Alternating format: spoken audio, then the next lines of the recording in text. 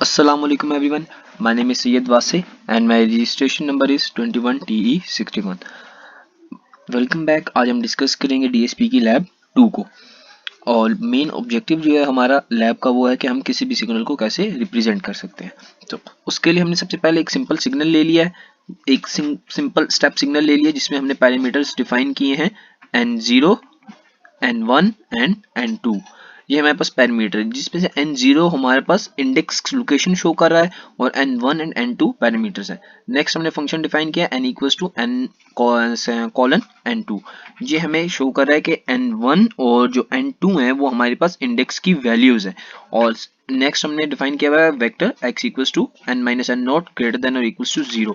ये हमें शो कर रहा है कि x जो है वो हमारा कौन सी वैल्यू पे 0 होगा और कौन सी वैल्यू पे 1 होगा। और लास्ट में हमने सिग्नल को प्लॉट करने के लिए स्टेम की कमांड यूज की है n एंड x। जो स्टेम में हमने n यूज किया है वो हमें डिफाइन करता है इंडेक्स अरे को, और जो x है वो हमारे पास सिग्नल अरे को डिफाइन कर रहा है। तो अब हम इसको रन करके देखते हैं।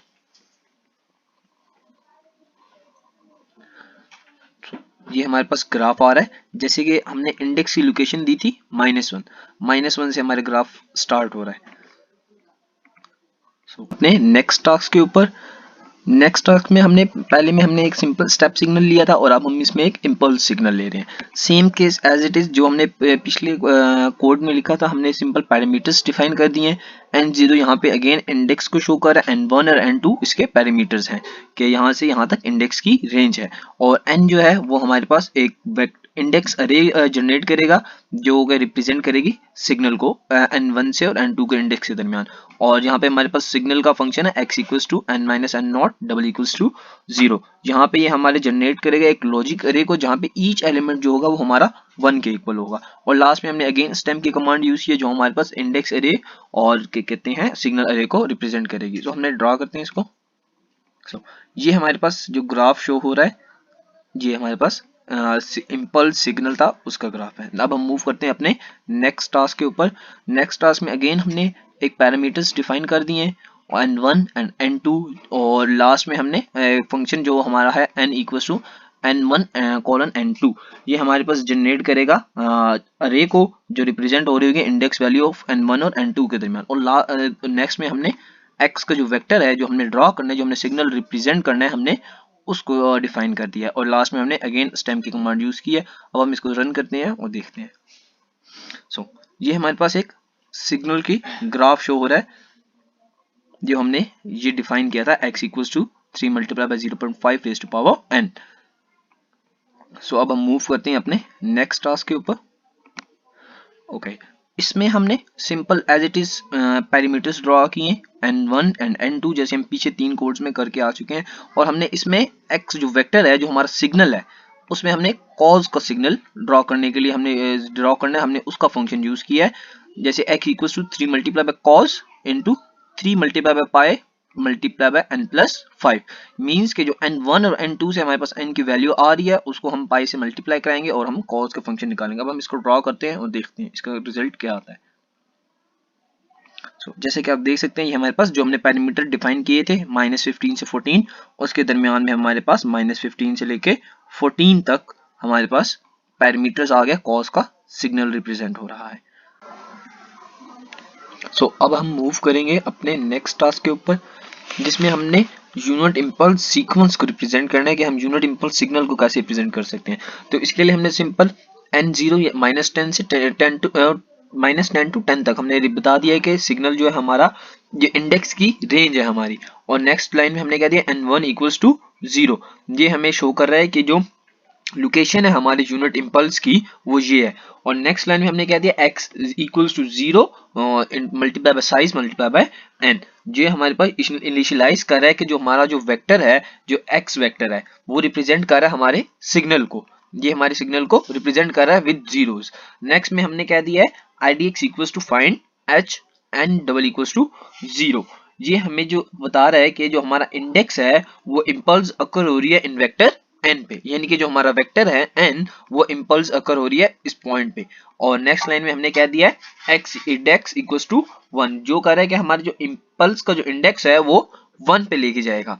और सिंपल हमने नेक्स्ट में एक टाइटल दे दिया यूनिट इंपल्स को जो हमारे ग्राफ के ऊपर शो होगा, और हमने ग्रिड ऑन किया। सिंपल हमने सेम वही कमांड सिग्नल को प्लॉट करने के लिए यूज किया जो हमने पहले 4 सिग्नल्स में प्लॉट करने के लिए यूज की थी स्टेम की कमांड, और हमने x को लेबल किया n से और y को लेबल किया है एम्पलीट्यूड से। अब हम इसको ग्राफ को ड्रॉ करके चेक करते हैं, रन करते हैं कोड को, ग्राफ कैसे शो होता है। सो ये हमें शो कर रहा है ग्राफ -15 to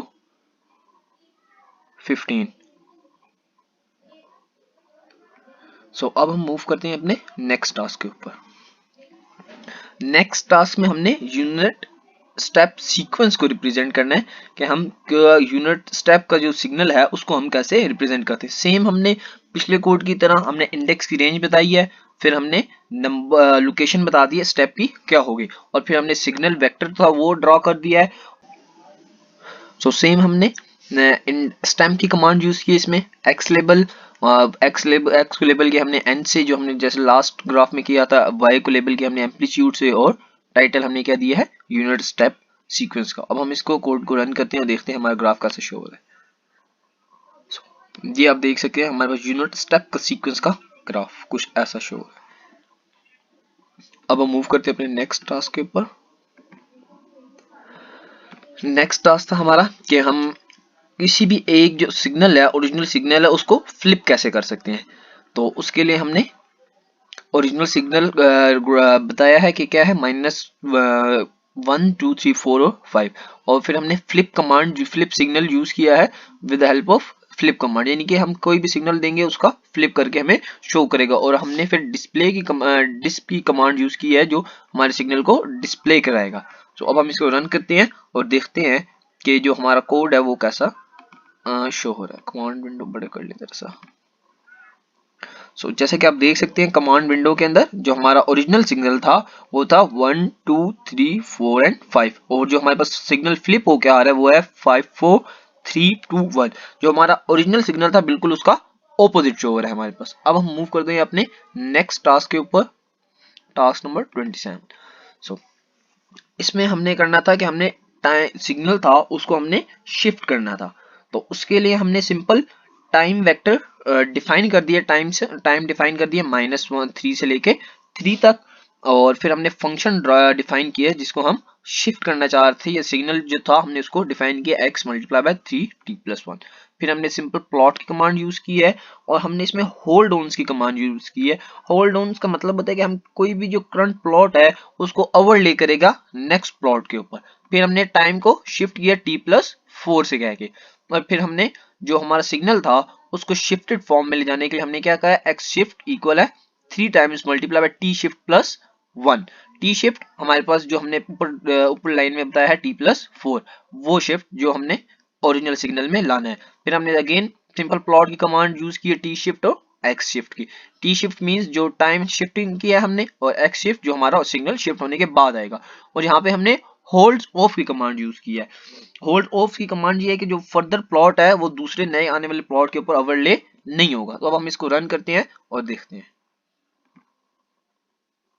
तो जैसे कि आप ये देख सकते हैं ये हमारे पास शिफ्टेड टाइम का प्लॉट आ रहा है, ग्राफ आ रहा है। अब हम मूव करते हैं अपने नेक्स्ट टास्क के ऊपर। नेक्स्ट टास्क था हमारे पास हमने क्या कहते हैं फर्स्ट ऑर्डर होल्ड का जो सिग्नल था उसको हमने रिप्रेजेंट करना था। सिंपल हमने इसमें क्या किया, अगेन हमने टाइम को डिफाइन किया है 0 से टाइम पीरियड 0 से लेके 10 तक का हमने टाइम पीरियड दे दिया है। और फिर हमने जो सिग्नल था साइन का जो सिग्नल था जो हमने फर्स्ट ऑर्डर में होल्ड कराना था उसको हमने डिफाइन किया है सिग्नल। उसके बाद हमने कमांड यूज किया fs आउट की। fs आउट जो है वो हमारे पास डिजायर आउटपुट का सैम्पलिंग रेट है, यानी कि जो हमारा सैम्पलिंग रेट है इतने टाइम बाद सैंपल होगा हमारा सिग्नल। उसके बाद हमने टी आउट की कमांड यूज की है। टी आउट को हमारे पास क्या डिफाइन करता है आउटपुट टाइम वेक्टर को विद डिजायर्ड सैम्पलिंग रेट। हमारी जो आउटपुट होगी उसको हमारे डिजायर्ड सैम्पलिंग रेट के साथ डिवाइड करेगा और हमें हमारे डिजायर्ड आउटपुट देगा। उसके बाद हमने एक्स आउटपुट की वो कमांड यूज की है जो हमें कहती है जो फर्स्ट ऑर्डर को होल्ड करेगी, जो हमारा सिग्नल होगा इंटरपोलेशन के जरिए यूजिंग इंटरप्ट 1। हमने इंटरप्ट 1 यूज किया है जो हमारा जो फर्स्ट ऑर्डर होल्ड होगा वो किसके जरिए होगा, इंटरपोलेशन के जरिए जो हमने यूज किया। उसके बाद हमने अगेन प्लॉट की कमांड यूज की है, then X label, Y label and title. X को हमने एक्स एक्सिस को लेबल किया टाइम से, वाई लेबल को हमने लेबल किया है एम्पलीट्यूड से, और टाइम को हमने क्या दिया, फर्स्ट ऑर्डर होल्ड इंटरपोलेशन। अब हम इसको रन करते हैं और देखते हैं। सो ये हमारे पास फर्स्ट ऑर्डर होल्ड इंटरपोलेशन का ग्राफ आ रहा है। अब हम मूव करते हैं अपने नेक्स्ट टास्क के ऊपर, and the last task of this lab. इसमें लास्ट में हमने यूज किया था, जैसे कि आप देख सकते हैं, हमने लास्ट में यूज किया था साइन का सिग्नल, साइनोसाइडल भी आप कह सकते हैं, हमने सिग्नल यूज किया था। लेकिन अब हम नेक्स्ट में नेक्स्ट टास्क में हम कोसाइन का फंक्शन यूज करेंगे, सेम एज इट इज। हमने टाइम डिफाइन किया 0 से 10 तक, कॉस का फंक्शन जो सिग्नल था हमारा हमने उसको डिफाइन कर दिया। अगेन सैम्पलिंग रेट 10 रखा है, हम इनको चेंज भी कर सकते हैं। और नेक्स्ट हमने टी आउट बता दिया हमें जे है, और एक्स आउट प्लॉट के हमने कमांड यूज की है अगेन एज इट इज, जो हम पिछले 4-5 कोर्स में करके आ चुके हैं, X label, Y labels and title. तो अब हम इसको रन करते हैं और फिर चेक करते हैं। सो ये हमारे पास जीरो ऑर्डर होल्ड यानी कि जो हमने कोसाइन का फंक्शन था वो आ रहा है। So thank you very much, ये था हमारा डीएसपी का लैब।